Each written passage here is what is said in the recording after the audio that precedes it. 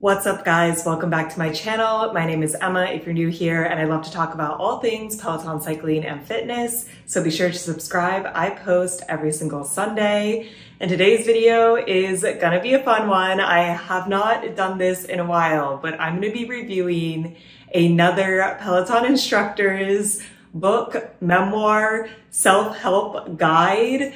I feel like every Peloton instructor and their mother are coming out with a book, and I honestly think it's probably just an easy way to make money. I am not convinced that any of these Peloton instructors actually write it. And I've made videos on Tune Days, on Emma Lovewell's, and on Cody Rigsby's book so far.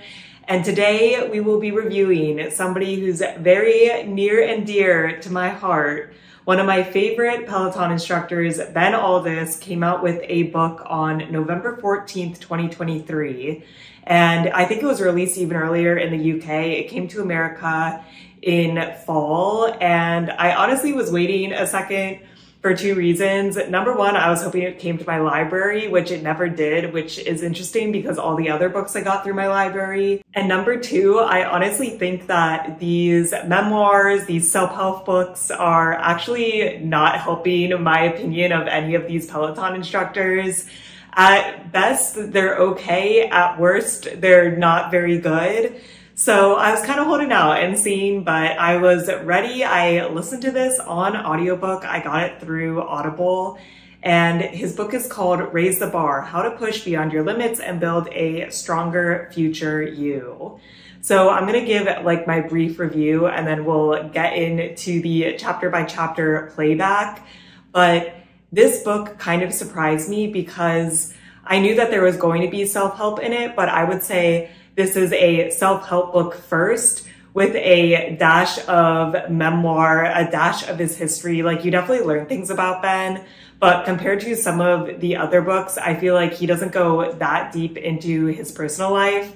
And a lot of it is focused on self-help. The way that this book is structured is basically each chapter starts off with a little information about his life. He goes chronologically, which I am a big fan of him, you know, being born, growing up, going into finance, and then finally making the bridge to fitness and becoming a Peloton instructor.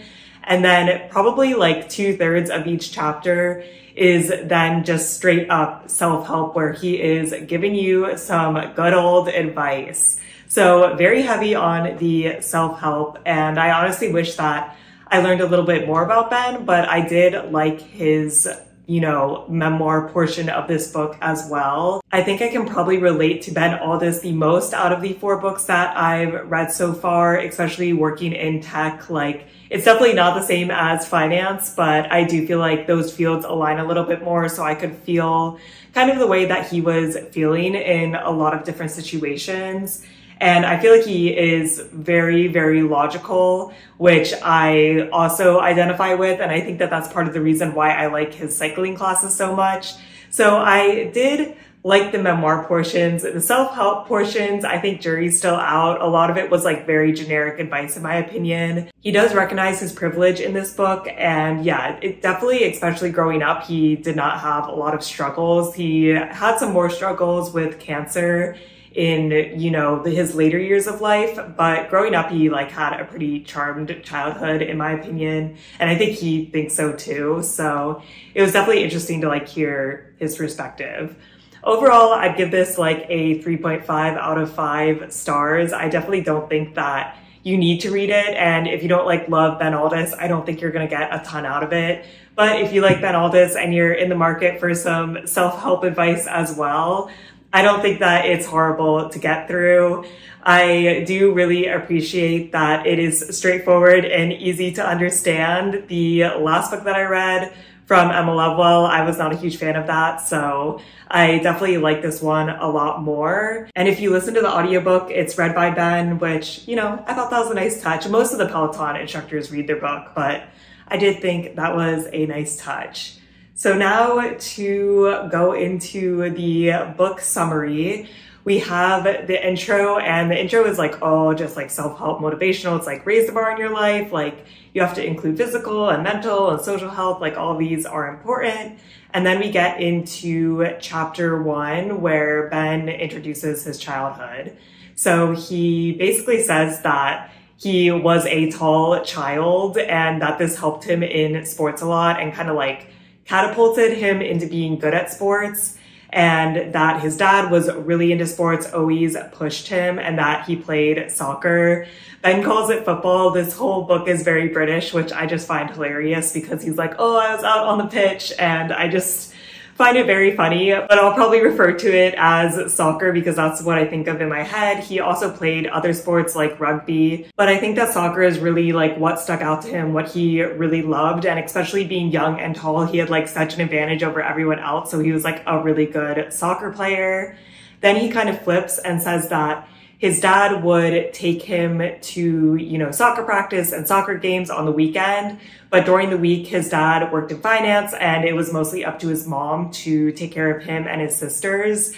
And his sisters loved theater. So Ben was also signed up for theater so that it was easy, so that, all the siblings could be together. And that Ben hated theater, that he was uncomfortable talking in front of people. And I think he kind of mentions this now just to show like, at the beginning, he was not some super mega Peloton star that was super comfortable in front of the cameras. Like, it was something that he struggled from even at a young age, but that even, signing up and going to theater helped him as well. And you should be okay with uncomfortable situations, that you can still get something out of it. He also mentions that he was really, really close with his grandfather growing up, and his grandfather absolutely loved to travel, and that kind of sparked a travel bug in Ben as well. He briefly mentions he did a 3-week program abroad, I believe in high school, and that his grandfather passed away in his early 20s. After that, we switch to the first self-help portion. And this portion of the chapter goes pretty hard. It was quite lengthy, and I'm like, oh my gosh, if it's gonna be this long every chapter, like I really don't know if I'll like this book. But he basically says that you need to pick your core values, and his core values are positive mental energy, work ethic, love, gratitude, integrity, and leadership. And he gives questions that you can ask yourself to try to like figure out what your core values are, like what matters the most, what's non-negotiable to you. And then he also lists a bunch of values so that, you could kind of choose some if you are still blanking.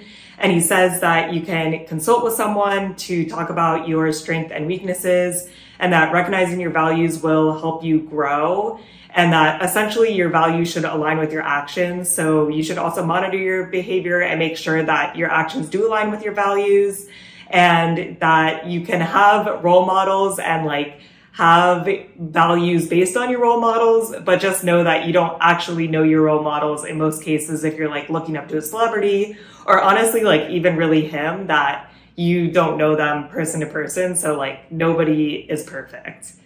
Then we go on to the next chapter titled Aims and Ambitions, and Ben talks about going to a summer camp that is for the Premier League. I'll try to explain this as best as I can. To my knowledge, like the Premier League is the best league that's professional in the UK.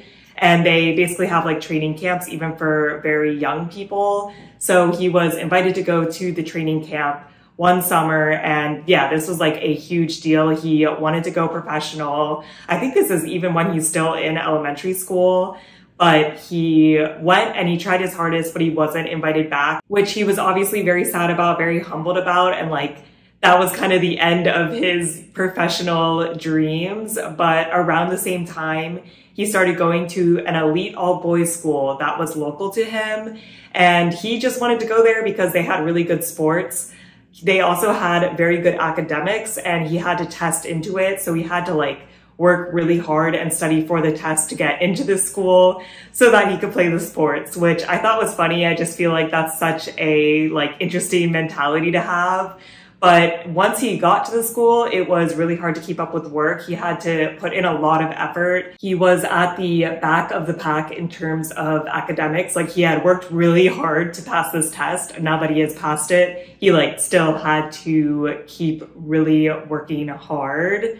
And for a while, he wanted to be a trader in finance like his dad. His dad was a trader like on the trading floor his whole life, which Ben also mentions that that's not like super common. That's a super like high stress situation, and that Ben wanted to follow his dad in his footsteps, but then he shadowed his dad and was like, oh my gosh, I actually don't want to do this. Like, this is extremely stressful. And then this made him like question everything. And then he pivoted and like wanted to still be in finance, but to be in investment management.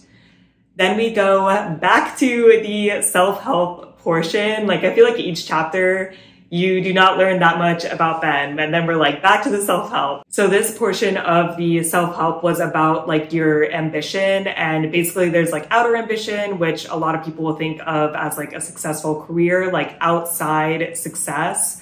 And then your inner ambition, which lives true to the values that you have and like being at peace with yourself. So you want your outer ambition and your inner ambition to align. And this is where he kind of gets like a little preachy in my opinion, because he's like, people in banking like don't always have those aligned, where, you know, you might be successful in your career, but like you're not successful with your inner ambition. And if it's like the best way that you could be spending your time. And he kind of acknowledges that you can like get satisfaction outside of work, and like you can have your inner ambition be satisfied outside of work, but like work is a really big portion of your day.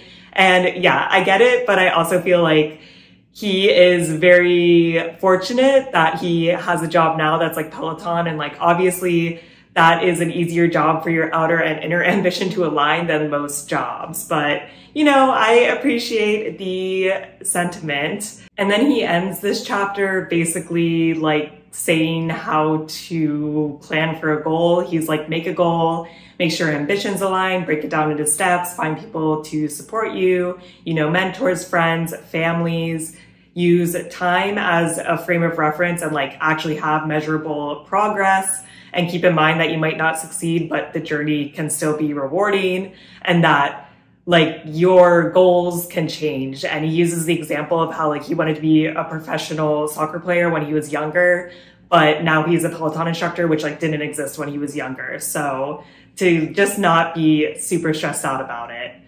Then we go into the next chapter, chapter 3, which is resilience. And he talks about enjoying soccer now that he like doesn't have this pressure to go pro, which I just think is funny because I feel like he's not very specific on different ages.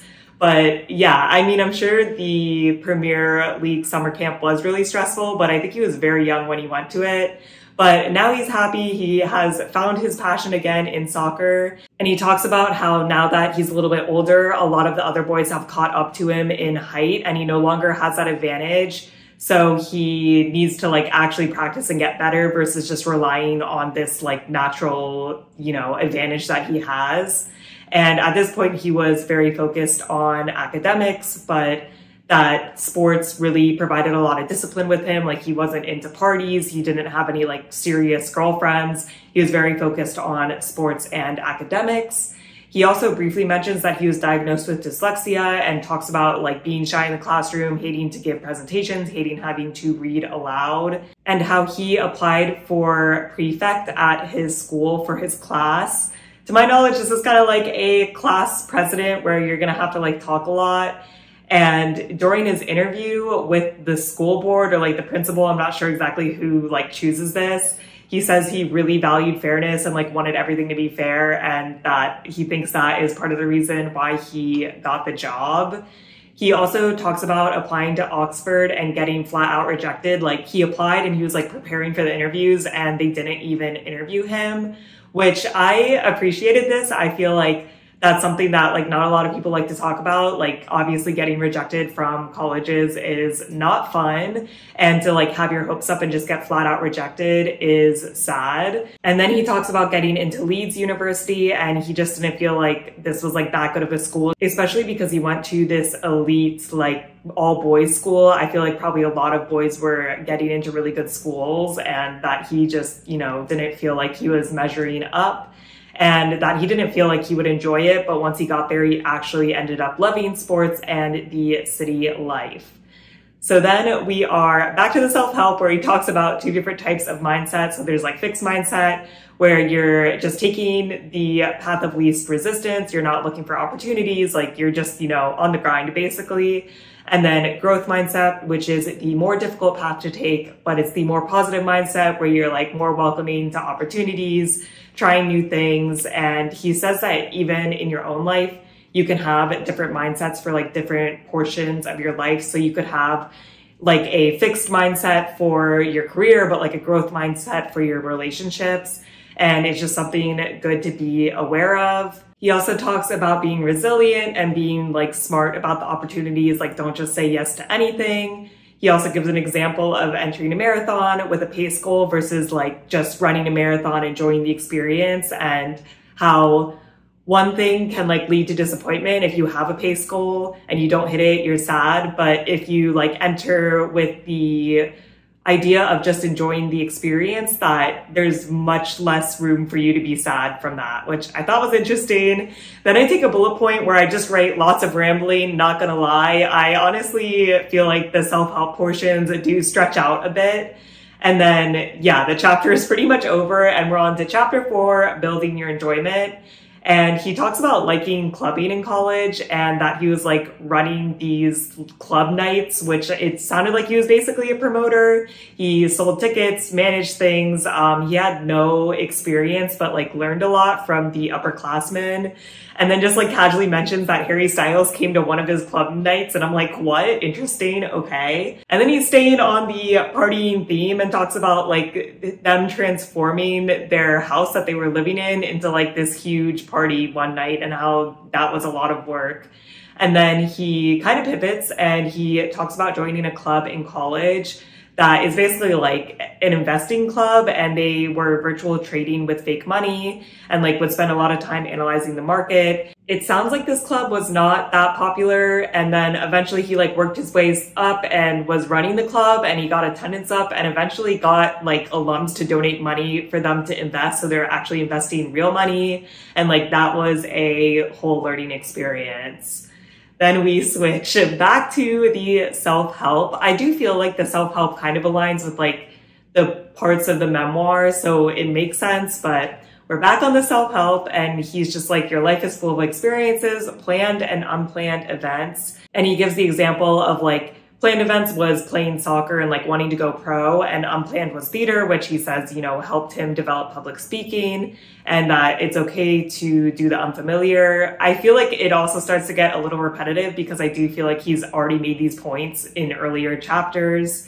He says it's good to interact with people that don't share your values, opens your world, and like gives the example of following his dad trading, that he like learned that he didn't want to do that. And then he starts this other reoccurring thing that comes up where he talks about like alpha energy in male sports. I mean, I can imagine, obviously I don't know firsthand, but he basically just says he doesn't really vibe with like a lot of people in male sports, and that like everybody's trying to be the best and show off, and that drove him to develop his love for the gym. He also says that it's good to work on your weaknesses, but to know also like when it's futile, it's not worth it. And he gives the example of swimming in a triathlon. He's like, oh yeah, I'm good at running and I'm good at biking, but no matter how much I work at swimming, I'm not better at it, which I don't know, interesting example. Then the next chapter was titled Resistance, and he talks about after his first year at college, he interned at an investment banking company and saved up a bunch of money and then traveled across Cambodia and Southeast Asia afterwards, like between his internship and starting his second year with his friends, and absolutely loving it. And then after his second year, he pivoted a little bit and was a managing consultant intern. And then his third year, he studied abroad for the whole year and spent half the time in Shanghai and half the time in Paris. And right when he said that, I was like, ooh, that's interesting. And he's like, I mostly did it because the girl I was seeing was also studying abroad. So like I wanted to do something like as well. But then the girl broke up with him right before they left. And he basically says he really did not like Shanghai, that there was huge culture shock. He obviously did not speak Mandarin, and that it was just like really hard to get around and even do basic tasks, that he felt like he made a bad choice and that his expectations like were completely missed, that he had enjoyed traveling across Cambodia and Southeast Asia in the past, but that being alone and like, yeah, just not having your friends there was really hard. And I thought that was interesting too, because I've never studied abroad, but I feel like there is a lot of narrative around it that those are like the best months of your life and that it's an experience you could never give up. And I think it's just interesting, and it's nice that like he comes forward and doesn't lie about it, that he says, you know, it probably was not the best choice for him. And then he went to Paris and things were really not that much better. It was still hard to communicate. You know, they speak French there. He did not speak French. He had some more friends there, but it was still really hard. And he realized that he had stopped like excelling physically while he was in China, that I don't think he was working out at all in China, and that like physical deterioration also hurt his mental health. So he started going to the gym in France, and that did help him feel a little bit better. And then after his third year of college, he couldn't land an internship that was in like any kind of banking. And that it was just like really hard because he was abroad, which makes sense, but he like really needed a job. So he actually worked at a recruiting firm for consultants and really enjoyed it. And what he liked from it was working with people. So he realized that he didn't want a like job that just dealt with numbers going forward. And I like that too, because I feel like, you know, some people might like snub a recruiting job and think that it's a step down from what he was previously doing, but he actually went into it with an open mind and figured that he liked it more. He talks about in his last year that he really started to turn towards working out, and he drank a lot less, you know, pretty much kind of just like maturing. And that after college, he really struggled getting a job. He really wanted to go to London, wanted to live the city life. But it was hard, which I also appreciate him talking about. I feel like a lot of people don't talk about how hard it is to get a job after post-grad. So it was really refreshing to hear his struggle, and that he got a trading job offer, but like really did not want to take that because he knew he was not interested in it.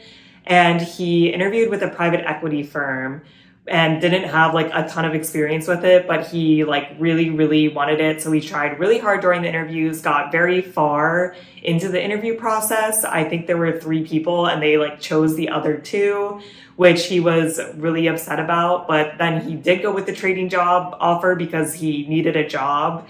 And he just said he hated it. Again, he's like, there's alpha energy. Like, we went to the strip club during lunch. I was so unhappy. And then 2 weeks into his new job, the private equity firm calls him and like says someone had to drop out right away. Like, can he take their spot? He says yes, and now he is working at this private equity firm. Ben does say that he liked the firm a lot more and he liked the work and the culture, but that it was really hard because everybody was so smart. Like, it kind of went back to the same thing of him getting into the elite all boys school. He got in, but he was like at the bottom. So he definitely had to work really hard, and that the gym was keeping him grounded. Then we are back into the self-help, and he talks about being resilient. So he gives the example of like moving up leagues in soccer, and you go from being the best to being the worst. That helps you be resilient, helps you work harder. And that traveling abroad also helped him become more resilient, and like being uncomfortable helps you become more resilient. And he says now the thing that he's working on the most is media appearances, and that, you know, it's something that he's constantly working on. He's still nervous. He says, don't compete against others, compete against yourself. I feel like a lot of this advice is either very generic or it's repetitive, but he says pick a team. Like, you know, if that's your parents, your personal trainer, your therapist, like, it's good to have those resources. Research your goal. Every experience is a learning activity. There's no such thing as failures. He talks about setting goals and says that his like end goal is a happy and healthy family, and think like, why do you want that goal? What do you get from it? And then set like mini goals of how you're going to achieve this like one big end goal. Next chapter is called Overcoming Obstacles, and he basically talks about his job and how it wasn't going well. The job paid well, but he was extremely stressed. It was a hard job. He was dyslexic, which made it harder, and he just felt like everyone was better. And that very quickly he was just like working at all hours of the day. He was taking work home with him. He eventually stopped working out, like basically completely stopped taking care of himself because this job was so hard and he had to spend so much time on tasks that would take other people less time. His boss could tell that he was struggling, but he would never admit it. He says that banking had this very profit-driven mindset inside and outside of work, that, you know, they were doing all this work inside of work and then people had like all of these side hustles as well. And that he started partying like super hard on the weekends because it was like his one time to be like free and like not stressed, and that it was very self-destructive. And then one day he like finally snapped. It built up for many months, it seemed, and he like messed up some presentation, broke down to his boss, like basically said that he wanted to quit. And his boss is like, you're human, like pull yourself together, take the rest of the day. And then the next day, the boss had said that he pulled some strings and could transfer Ben to a different like portion of the company that is less numbers and more customer facing, which is like what Ben had always wanted. So Ben talks about how he wanted to quit instead of asking for help, and that the boss, by proactively helping him, it was like a way better fit. He had a lot more time and he could start going to the gym again. Then we go to the self-help portion about facing obstacles. He says you should accept the obstacle. Ignoring the obstacle is bad. It's not going to make it go away. Feel the feelings, feel the obstacle, reach out to your team for support, revise goals, and then review and monitor your journey. And he says if an obstacle happens, think about how it could be avoided in the future. So he gives the example of like in a soccer game, if he doesn't start the game, like talk to the coach, say, hey, what can I do to get better? He also gives the example of someone telling him he shouldn't only play house music in his Peloton rides, and that having like more diverse music is better, which then, you know, makes him appeal to a wider audience. I feel like some of these examples are a little unrelatable, a little flimsy, but you know, I appreciate where he's coming from. And then he also talks about what to do if someone comes to you with an obstacle. Be empathetic, but be constructive and show them that they aren't alone.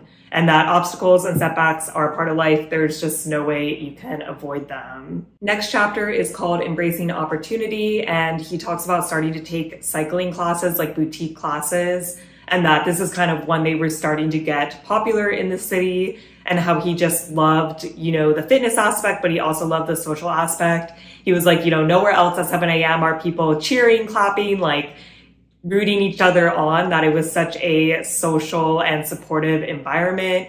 He got way into the fitness scene, like, you know, started talking to a lot of his classmates, to his coaches about fitness and wellness. And then eventually a coach is like, hey, you're here all the time, like you might as well teach a class. And Ben is like, maybe I will. So he had his first class, but a lot of people came and supported him. And it was like a trial basis to see like how his first class went. His first class went really well. He got a lot of good feedback.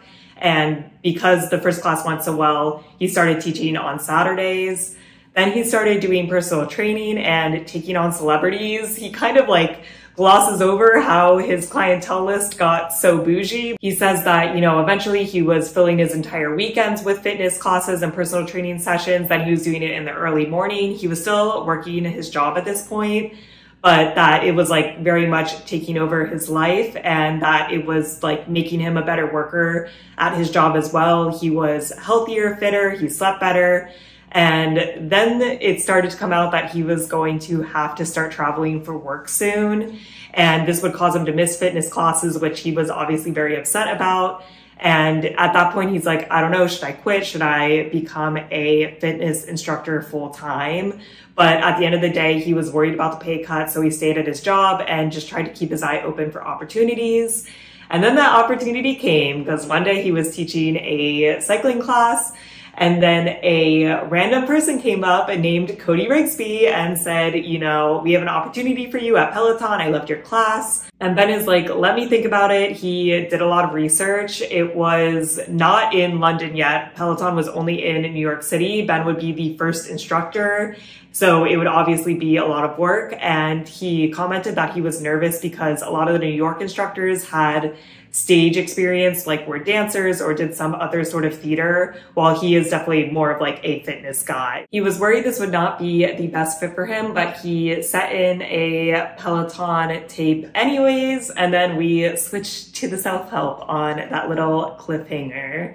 So he talks about social anxiety and like how he has it holds him back, but he's working hard to overcome it. Then he talks about how to assess an opportunity and like what your appetite for risk could be, like think what's the worst thing that can happen, do your diligence, do research, figure out what the opportunity is, what it looks like. He says to talk to the key players, get their perspective, consider the timing. And he says that, yes, obviously he would have loved to become a fitness instructor earlier, but that having it kind of as a side gig helped him get a lot better. And that like, if he had the Peloton opportunity earlier, it would have been too early. He like wouldn't have been good enough for it. So to consider the timing, but also don't use timing as an excuse if you are just lacking courage. Like if it seems like the time is right, just try it. And to create opportunity, having a side hustle is always good at the beginning. I feel like Ben was very logical and very reserved when making the transition to full-time fitness. Like he really didn't do it until he had the job offer from Peloton. So he really did not take a lot of risk. Next chapter is titled Outer Draws versus Inner Happiness. And this is where Ben really gets into his cancer story. So one day he was teaching a class, his client told him that he should go to a GP because he has a lot of moles, which is pretty crazy that someone just told him that, but they were basically like, oh, I know a lot of people that got diagnosed with skin cancer, so now I'm like proactive about it. And he went to the GP and he was diagnosed with stage like 2 to 3 skin cancer. I guess they didn't know like what stage he was exactly until he got it removed. But he was only 25 at the time, which is really scary. He told his parents and just like broke down and they really comforted him. He just had to like wait and see once he was removed, like what the diagnosis was. And it was really stressful. Also, after he got it removed, he couldn't work out for 3 weeks, which is obviously like not great for your mental and physical health. And he also like felt uncomfortable having people at the gym know. He felt like if they knew that, they would like judge him and be like, oh, you're like not actually healthy. And then this also made his bank job seem meaningless. He's like, I don't even like this and I'm doing this. He's just like, life is really short and I, can't put more time into this. During this whole situation, Peloton reached out to him. It had been a while and they were like, yeah, we're still interested. Like, do you want to continue the process? He said yes. So then he went to audition in New York, and right before he went, he found out that his cancer was gone. So obviously he was very happy about that. Then we are back into the self-help. He talks about how phones is like this crisis and like social media is so bad that this is just giving you like instant gratification, but doesn't actually make you any happier to just be like scrolling. And he says that inside is what matters. Like don't focus on social media, and that love, companionship, active life, and shared experiences will bring you true happiness. And he also talks about local gyms, like that they might not be state of the art, the fanciest thing, but there's like a sense of community. And it's more likely that you'll keep going even though it's not like this shiny new thing because of the sense of community versus like a hotel gym that's really nice but has no community. I feel like he was rambling a little bit here. Then he says that health and fitness is easy to deprioritize, but it's really important, and that after he got cancer, he realized he would never put his health second again. He talks about auditing yourself and like knowing what your stressors are and how to balance your energy givers and your energy takers. Basically that like, a draining job could take energy from you, but maybe cooking a meal with a loved one gives you energy, and just knowing like how to balance that and how to make sure you're not getting too stressed. He says to make the commitment to move your body every day. And he says it's important to find a community or a workout partner to hold yourself accountable. Consistency is key. Have specific training goals. You can't outrun a bad diet. I feel like this is all not bad advice, but definitely like we're veering more into health and wellness advice. And he says music and movement is good for the soul and the body. You should have good quality sportswear, and that self-love is never selfish. And then he gets into like kind of a lot of specific health advice. So he says, load up on water and electrolytes, always read the food labels.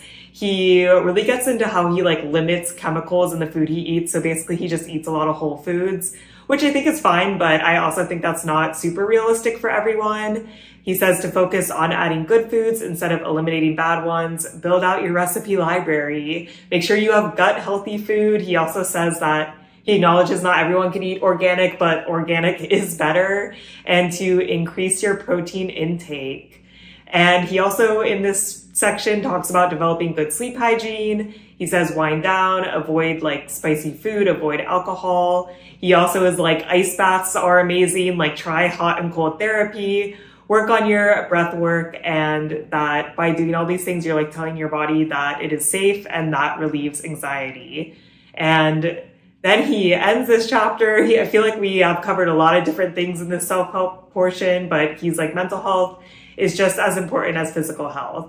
And he gives some advice. He says, be kind to yourself, get tested for vitamin deficiency, eat good mood foods. He says that he has a food diary so that he can track what he eats and how he feels afterwards and see like what foods are affecting your body, which does sound interesting. It does sound like quite the commitment, but yeah, I mean, obviously he's very serious about this. He says to get connected with nature, work towards healthy work-life balance, and learn when to say no. The next chapter is called Becoming Your Best Self, and he talks about getting better at teaching Peloton classes and that he had help from other instructors to improve. He got the job at Peloton, quit his job, and went to America to begin training, and that Peloton really emphasized that they wanted him to be authentic and like worked with him a lot to like kind of make his brand, and that his brand is going to be British sports star who was a banker, which I just think is funny. It does appeal to a lot of people. Like there are a lot of people in finance, in tech that I feel like he appeals to. And that at the beginning, he didn't share his cancer story because it just was too raw. And he said that it was really hard, and learning how to like look at the different cameras was really hard and like something he wasn't used to while also doing something physically challenging. And then he talks about Leanne, his first time, his wife, who's also a Peloton instructor. Leanne was recruited at the same time as him to start the London branch. And he said that she was a natural and very, very supportive. And during this training, Ben was watching like his review footage and realized that he was trying to copy American instructors like Cody, and realized that like was not him and he needed to be himself, which I would pay for a class where Ben acted like Cody. I would just think that's so funny because I feel like Ben is so serious. So it'd be really funny to see like what he was like trying to not be authentic. And then he talks about getting a life coach, and he brings up his life coach like kind of often and basically just says it's great. And like the life coach helps you organize your life a lot. Then they returned back to the UK to launch, and like that this was a huge deal. He was really putting his reputation on the line, and that he also became this public feature and realized that he has less privacy. He also talks about the first UK Peloton studio being janky, and that like the first one, they couldn't even have members come ride with them. It was like bad. And that at the beginning, membership in UK was really small. He also talks about going to the homecoming event in New York and being surprised that there were so many Americans that liked him, and that made him happy. Then COVID happened, and at that point, Ben and Leanne were already dating and living together, but they hadn't shared that with the Peloton community. But they started filming in their flat anyways, and he said that, you know, this was an experience. I mean, we've all lived through COVID. It is janky, and that it was stressful, but it was fun to do and to connect with all of the riders. And like, obviously Peloton was blowing up then, so it feels good to be doing something that people are so happy about. Then we go back to the self-help where he says when he was younger, he thought success was winning. Now maturing is knowing that it's just doing your best. He says to be successful, you need intention and action. You need to think, what do you want out of this opportunity? For Peloton, he wanted happiness to like pursue something that he really enjoyed. And he also knew that he had like the safety net of getting a different finance job because of the way that he went about this. He like left his company very respectfully, and like he felt like he could come back into the finance world if he needed to. He didn't burn any bridges.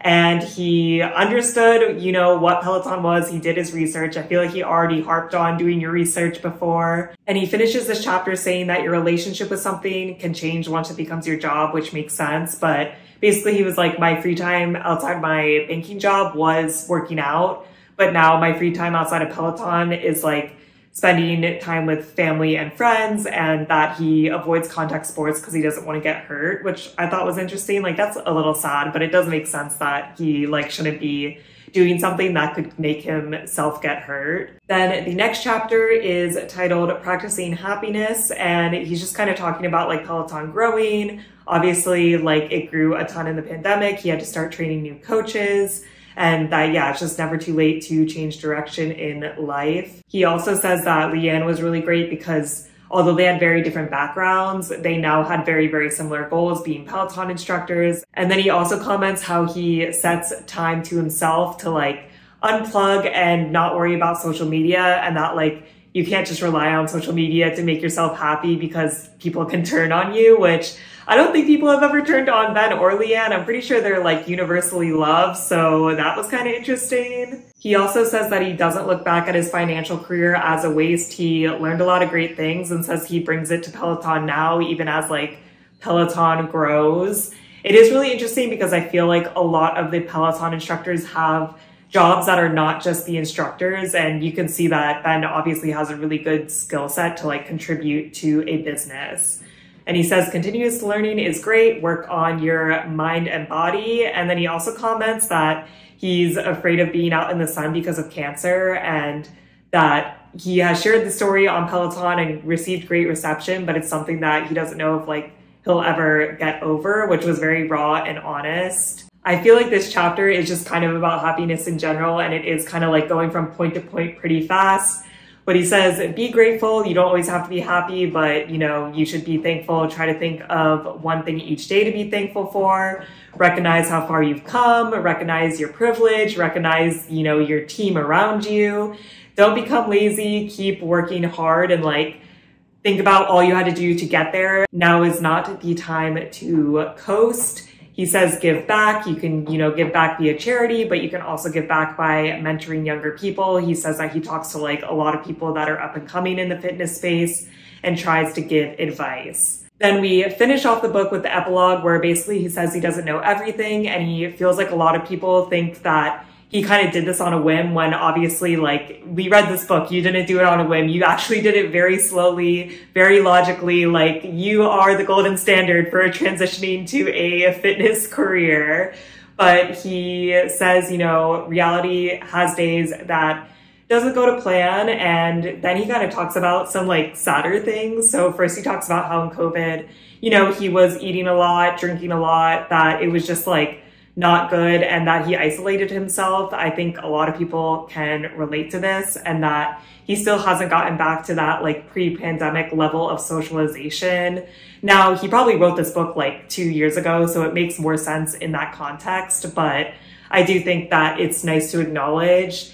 He talks about proposing to Leanne and it being one of the best days of his life, and they threw a huge engagement party, and that really helped him starting to reconnect to people. He mentions buying a house with Leanne and how excited they were about it, but then they bought the house, and then like one of Leanne's best friends were supposed to get married, and they were very excited, and the day of the wedding, that friend died, and that was like so hard on Leanne and on Ben, just everyone in the friend group. It was so much grief and like learning how to cope with that. And then shortly after that, Leanne learned that she had breast cancer and had to go through chemotherapy, and that was just a whole process in itself.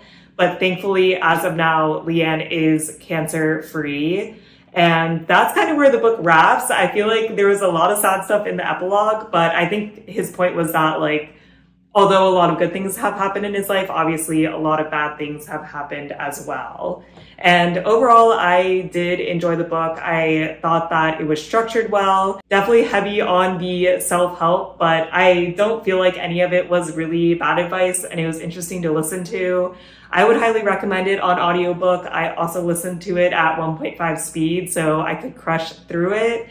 But it was a little bit longer than some of the other Peloton instructors' books. It is only 288 pages though, so you could definitely give it a read, give it a listen, and let me know what you think. If you've read this book, I would be curious your thoughts, and if you read any of the other Peloton instructor memoir self-help books, what you think in comparison. But this one might be my favorite, but I do think I'm biased because Ben is my boy. So that is it for this video. I hope you guys are staying safe, having an awesome week, and I'll see you in my next video. Bye!